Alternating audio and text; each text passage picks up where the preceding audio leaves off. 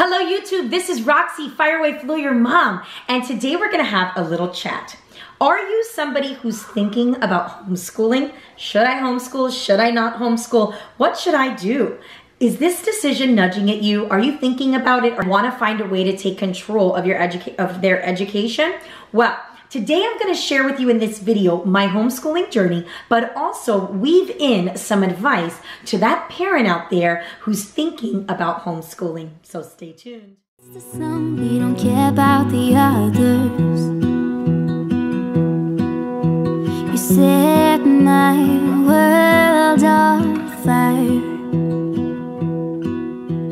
You're my heart's desire.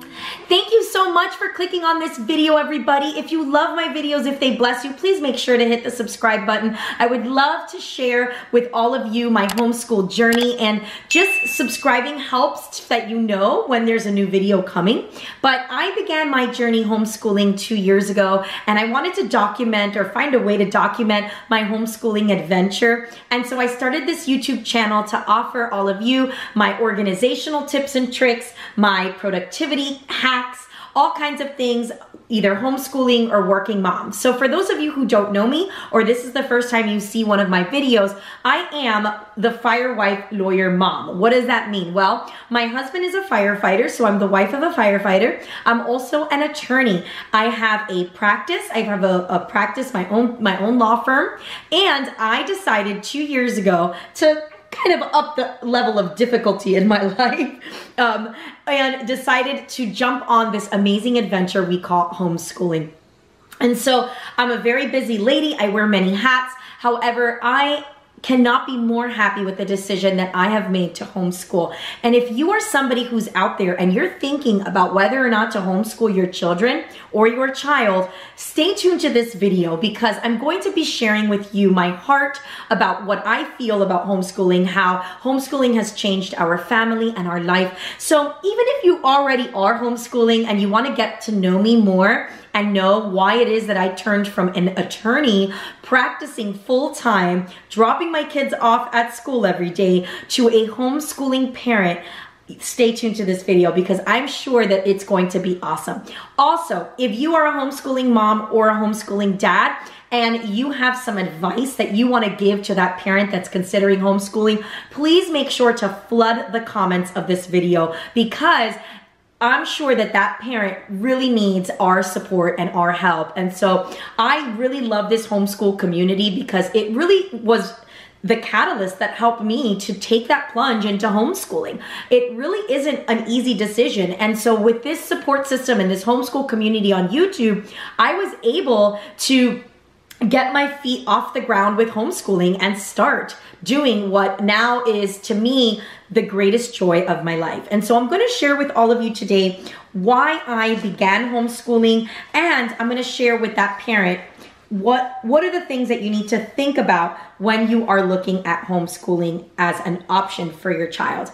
Many of you that are thinking about homeschooling, you may be frustrated with your child's education, frustrated with the teachers, frustrated with why you feel that you're not connecting with your children, or whether you feel that your child is being exposed to certain things that maybe you and your family are not ready for. So if you are frustrated about that, those are some of the things that I was frustrated about too. And so I'm going to share with you. If you are seeing me looking down, I did take some notes, so I wanted to make sure that this video is succinct and that it is giving all of the information I want to share.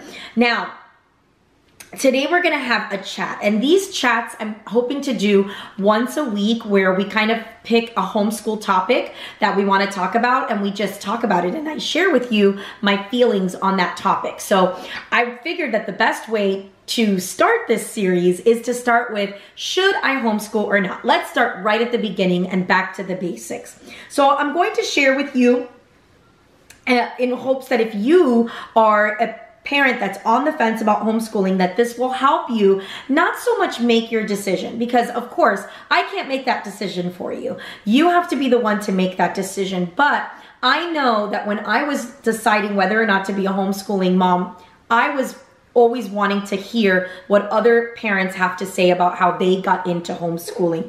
And people's stories, I mean, there's stories about everything that you could imagine as to why they started homeschooling. So, number one, let's first talk about what are the frustrations that are getting you there. Now, just so that you guys know, you are not alone. Our society, especially in the United States, really felt like their eyes were opened when we began this entire craziness of the sickness. And I'm not going to say the name of the sickness. You guys know what it is. But when this whole thing began and all of the children had to go into virtual learning, it was a real big eye-opener for a lot of parents. People were starting to see what their children were actually learning. Because like I used to say, when you drop off your kid, it's kind of like a black hole, especially when they're young. You don't really know what they're learning about. You really don't know what the teachers are saying. And so I think that when people started to peer in to what the schools were actually teaching, what their child was learning, there was a lot of eye-opening that happened. A lot of people were surprised that, you know, they were taking 8 hours to teach very little, or they weren't teaching things, or they were exposing them to things that they felt weren't appropriate. And a lot of times we don't know that as parents because, you know, the society teaches us that when you have your child, you raise them, you potty train them, you teach them how to chew and eat and do all of those things. But it's almost like when you're 5 years old, it's like the school system says, okay, you're done with your role in raising this child. Now it's our turn. And it felt very much like, as a parent, I kind of, like, the school system kind of gave me a back seat. Like, I really wasn't going to be at the front of the decision-making process with regard to my child's education, because I felt that teachers made me feel like, or the school system made me feel that I was inadequate because I wasn't professionally trained to be a teacher. And this is not to knock teachers, and I want to give this disclaimer. It's really important that I do so, that I love teachers. Some of my very good friends are teachers, and I really appreciate the work that they do. It is very tireless work.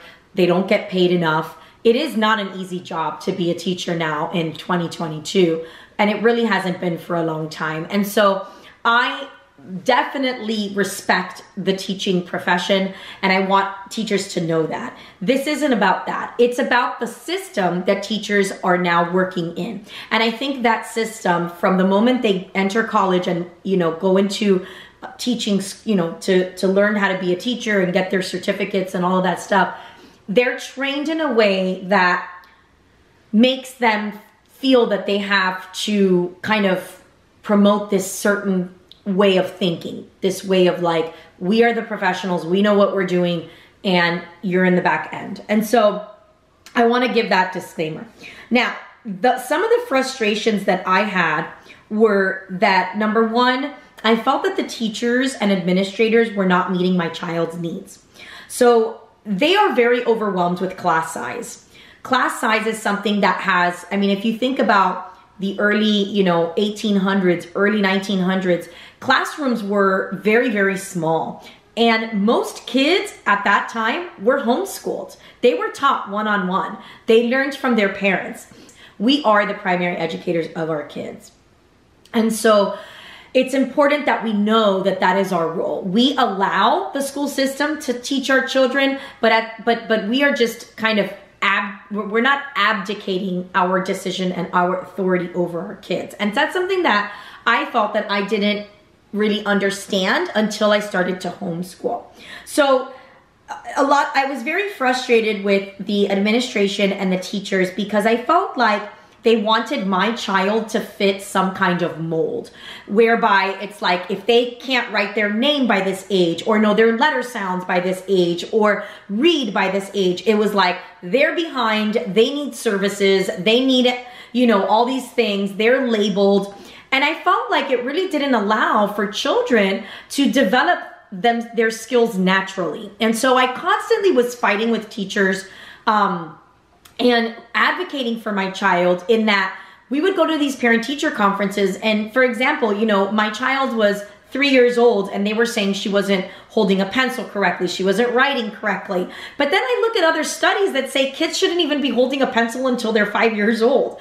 So, or even 6 years old. So, you know, there was a lot of pressure, I believe, put on kids nowadays to do things a lot sooner than they're supposed to do them. I don't know if it's because kids now are being put into school much earlier. I mean, back then, people only put their kids in once they were in kindergarten. Now you have the pre-K4 and the preschool and all those kinds of things, that it's almost like the standards are being expected of kids much younger. And so I was very frustrated about that, because especially as a new parent, I felt like I was doing something wrong. Like my kid couldn't cut with a scissor properly. Oh my gosh, what did I do? So I felt a lot of guilt, and they made me feel like just having this feeling like I was inadequate as a parent because my child was behind in whatever thing they were behind in.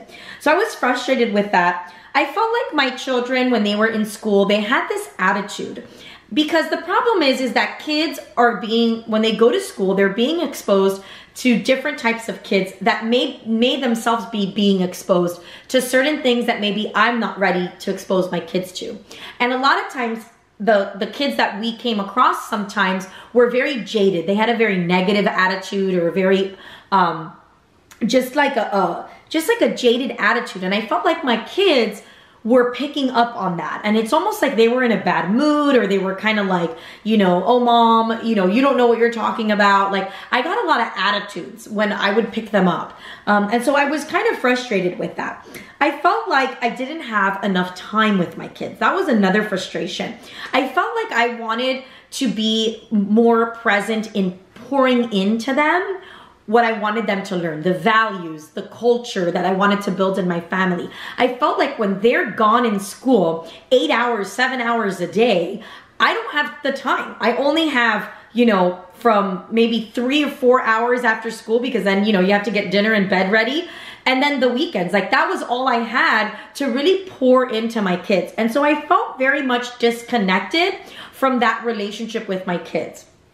I felt like the environment that they were in was not conducive to maintaining their innocence. So that's a big thing that I felt was happening at school. And my children went to private school. So I don't really have any experience with public school, but in private school, and they went to a religious school, I felt like yes?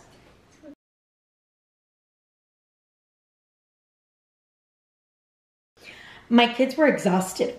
They were exhausted being in school. You know, it was like they had to wake up super, super early. You know, school started at 7:15, which meant, you know, in order for the kids to get dressed and get ready for school and make lunches, like they had to be up at 6 o'clock in the morning. And sometimes, you know, kids have a bad day. They don't wake up early. You know, they want to sleep in. It's cold outside, you know, but it's like they were just in this rat race where I felt like kids need to be kids, you know, they need to have time to be able to relax and to ease into their day. And so I felt like my kids were exhausting in school. So now that I talk about what the frustrations were, there was fear around what it is that I needed to do to fix it. It's almost like when your kids are in school, it's like you don't think that there's any other way. There's no other option for you. And so there was a lot of fear surrounding whether, you know, what to do about your situation. You know, my child went to a different, I put one of my kids in a different school and said, well, maybe it's the school. But I kept on finding the same problems and the same issues.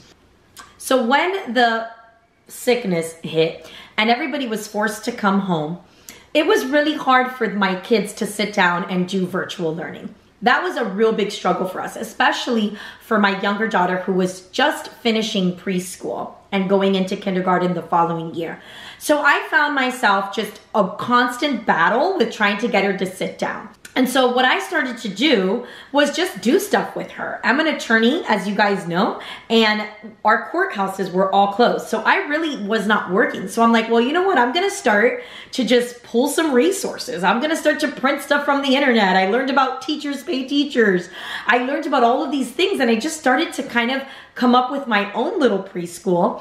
And we ended up dropping the virtual learning because I figured if she's not gonna sit in front of the computer, I've gotta be able to do something for her to continue her learning. And I started to feel like, wow, you know, my child in 2 weeks, just on the one-on-one teaching with me, is thriving and improving and doing so much more than the months that she was going to preschool. And so that was a real eye-opener for me. So I started to get all of these then I started to do stuff with my older child, and we started to do circle time, and we were reading scriptures together, and we were doing, singing songs and memorizing poems and all this kind of stuff. And it was like, wow, I'm really bonding with my kids. I'm connecting with them. I'm learning how they learn. And this was all very eye-opening to me. And maybe you guys have felt that too when you were, in lockdown and trying to figure out ways to entertain your kids. But what kept on pulling me was fear. What kept on pulling me to continue taking my kids to school was fear. These are the kinds of fears that I had, and I'm hoping that maybe you could relate to these kinds of fears.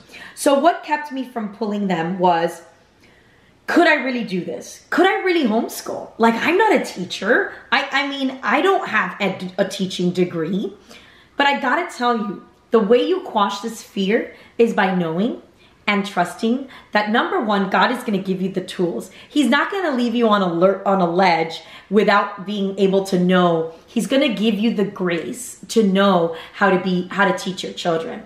What's great about it is you don't have to be a teacher in order to teach your children. You don't have to be a professional certified teacher. What is required to be a teacher is that you love your child. Nobody loves your child more than you. Nobody knows your child more than you. And so if you feel inadequate because you're not you don't have a teaching degree or a bachelor's degree in teaching, just know that that's not what's needed. And also think about it. If you feel inadequate to teach a child what you've learned in school, when you were in school, what does that say about our education system? I mean, think about that. So definitely, I have never taught anything. I have never had a teaching degree. I have a law degree, but that really has nothing to do with teaching. And I find myself being given the grace from God to be able to do it. A lot of times the curriculums that you buy are open and go. They have they have lesson plans already built in. You can read certain things and understand whatever lesson. So it's really not as difficult as you think. And remember, you're only teaching one child. You're not teaching a classroom. The next fear that I had is that would I be able to deal with the fact that I would have no breaks. No breaks is one of the biggest things that I get when I talk to moms that don't homeschool their kids and find out that I do. That's one of the things that I hear all the time. Oh my gosh, how can you teach your kids all day and have no break? Like, isn't it awesome to just put them on the school bus or send them to school and have 6 or 7 hours in the entire day to be able to do whatever you want to do and then pick them up? Like, how amazing is that? Yes, it is amazing. However, for me, it wasn't worth the cost. The cost of me dropping off my kids at school was not worth the 6 or 7 hours that I had. And I knew when I made that decision that it was going to be a sacrifice. But the fruit and the benefit and the joy that you receive from homeschooling, from pouring into your kids, from forming them into the people that they are going to become, for you to be able to surround them with amazing families and people and friends that you can surround them with, is so much bigger than the 6 and 7 hours. Now, of course, do we as moms still want that time? Yeah, we totally do. We need that time to take a break.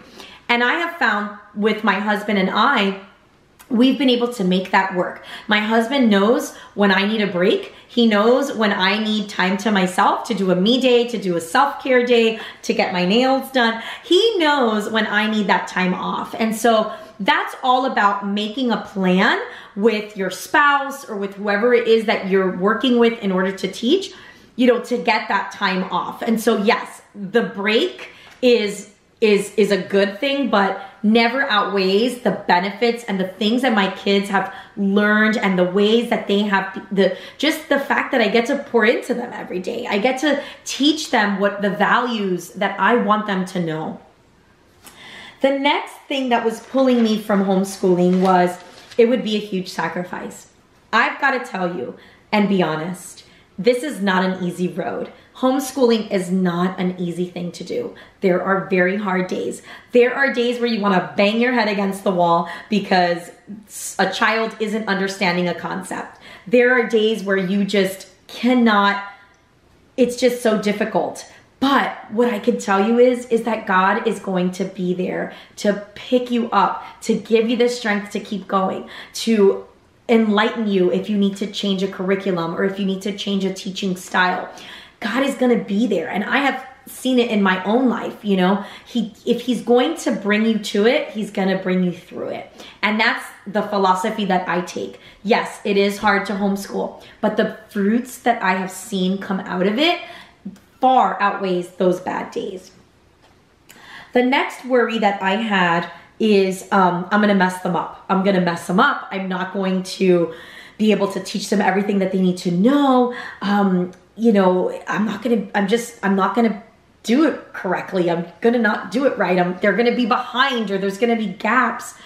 This is what I got to tell you. There are going to be gaps, okay? Every child, whether they're in school or whether they're not in school, whether they're in school or not in school, there will be gaps in their learning. There will be things that they graduate high school with that they never learned about, that they never knew. And trust me, I went to very, very good private schools. I have a PhD in law. And there are things that when I'm homeschooling my kids, I'm like, wow, I never learned that. Or wow, I never remember learning about this part of history or that part of science.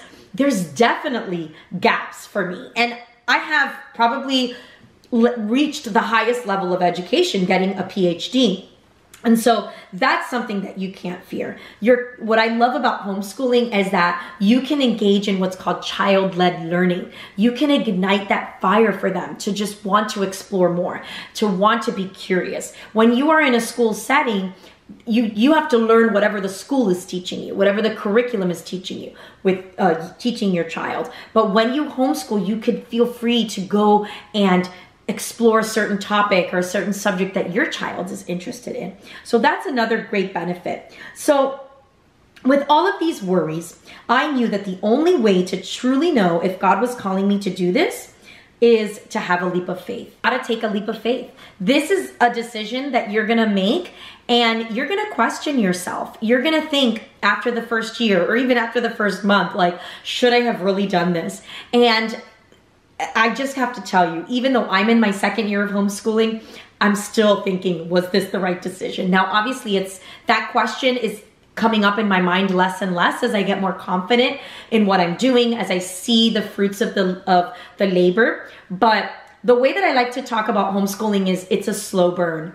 It is something where it's a marathon. It's not a sprint. You're not going to be an amazing homeschool mom or dad overnight. It's something that takes time and takes perfecting and changing and modifying until you find the right groove and the right rhythm that meets your family's needs. And so definitely it is a leap of faith that you just have to get into. And guess what? You take the leap, and if worse comes to worse and it's not working, you could always put them back in school. So that is another thing that kind of helped me to feel at ease with my decision. So what happens in a leap of faith? You dive in to God and he takes care of the rest.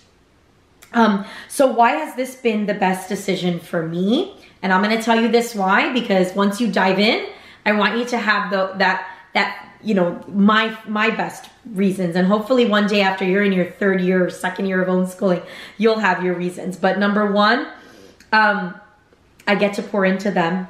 Number two, my kids are different now. They are more at peace. They have less stress in their lives. They are more patient. They are closer to their siblings. I mean, my two daughters are just so close to each other. They love each other. They love to play with each other. My kids play with kids of all ages. There's no cliques. It is just amazing. What I do in 3 to 4 hours, it takes the school 8 hours to do. One-on-one education is the best type of education you can have and you can receive. There's nothing better than one-on-one education. And so we are done with our homeschool day by 1:30. We don't have homework. We don't have projects. I don't have to sit with them pulling my hair out for homework. None of that stuff. Our family is closer. Our family is closer together. My marriage has improved. I'm a better mother. I'm a better wife because I homeschool. It has taught me so much about myself, so much about who I am. It has helped me to work on my strengths and my weaknesses, and it really has tested me in ways that I never thought I would be tested before. My home is now a ministry. You know, I may not get all of the accolades that I used to get when I worked on my own and I was, you know, getting recognized for growing my business and doing all these kinds of things and winning court cases and winning trials. I may not get those kinds of accolades or rewards or everybody clapping for me, but the Lord sees me. He sees what I am doing. He sees and recognizes what I'm doing in my life, what I'm doing in my homeschool. And there's no better recognition than the recognition from God, because I am raising his children for the kingdom. And I always say this, you know, these children that I have, they're not mine, they're God's. They're God's children, and we are the stewards for God of these children, and we are to raise them for his kingdom, for his glory. Why is also the best? Because I'm shaping their future. I'm shaping their future. And so, you know, I can go to bed at night knowing that I'm doing everything I could do, because you know what? We only have our kids for, you know, maybe 18 years, 19 years, and that's it. Once they become adults, I want to know that I did everything that I could to pour into them, because why? You only get one chance. You only get one shot. There are no do-overs when it comes to raising your kids. So for me, I wanted to make sure that I give them the best of me during these years. When I see them understanding something, when I see them, you know, saying, like, when I see them learning a concept and mastering a concept, I love that feeling of saying, I did that. I taught them that. They know that because of me. And that is so powerful and so amazing. So I want to just conclude by saying, I know you're scared. I'm still scared. I'm still scared every single day, but I grow more confident as I go along. This is the best education. It's your choice. You can always choose not to do it, and that's true. But what I will tell you is that he'll see you through it if you do decide to do it. And I want to leave you guys with this quote that I put on my Instagram the other day, and I thought it was really amazing and kind of sums up this video and what I feel about homeschooling. And it says, if I had to sum up homeschooling in one word, it would be freedom. Freedom to learn at our own pace. Freedom to choose what curriculum to use and which paths to take. Freedom to slow down and enjoy every minute God has entrusted me to educate my children. Freedom to love learning. And that's it. I'm going to leave it at that. Thank you so much for joining me on this video. Hopefully, if you are a parent out there that's thinking about homeschooling, that you would think about this video, and maybe hopefully this helps you ponder more what your decision is. It's a big one, and I will be praying for you that you are given good discernment, and that if this is something for you, that the Lord leads you in that direction. Thank you so much for joining. If you are a new homeschool parent or a parent who's been homeschooling forever and you've got advice for that parent that's thinking about homeschooling, please leave it in the comments below. If you are a parent thinking about homeschooling, make sure that if you have any questions, I want to be here for you. Leave them in the comments as well. Feel free to reach out. Take care. Thank you so much. And don't forget, hit that subscribe button. Bye-bye. See you in the next video.